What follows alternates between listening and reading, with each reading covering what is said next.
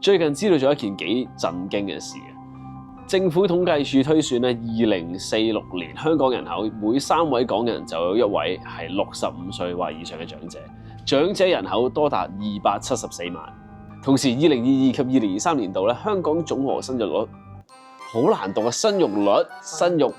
香港總和生育率跌到歷史低點0.7左右。徘徊喺全球排名榜尾位置啊！再加上香港嘅民研咧，2024年發表嘅調查表示，受訪嘅18至39歲女性之中，80%人話唔希望生育，人口老化同埋低生育率咧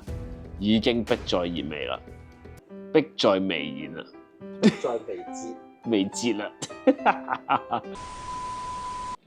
向好方面諗，老人家多咧，對醫療、護理、保健等領域嘅需求咧會大大增加。所以咧，一旦有家長同埋學生對於大學選科冇諗法咧，我有時咧都會建議醫療啊、護理啊、保健啊相關嘅學科，始終都係大勢所趨啦。不過大家都知呢類專業咧，大學收生要求係非常之高啊 ，A level 或者 DSE 平均咧要考到 AAA， 學位咧其實真係得來不易。好彩嘅係香港學生咧可以利用國際留學生身份報讀英國大學銜接課程，以更親民嘅入學門檻咧同埋學費咧入讀。而且咧就唔係一試定生死，平時做功課咧 group project 啊都計分，所以咧成功率入大學咧真係高好多，有80%左右。讀1年咧就可以升大學啦。部分成績好嘅同學咧更加可以直升大學嘅 Year 2。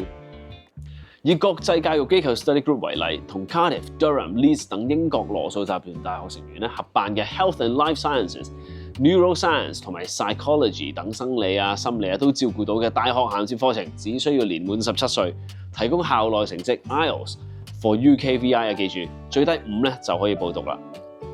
Health and Life Sciences 呢科咧以 healthcare 同埋 biotechnology 為核心，融合人工智能、數據分析、基因組學等先進技術，開發新藥物、新療法、新嘅診斷工具啊、新護理方式，令到醫療服務咧變得更加便捷啊、高效。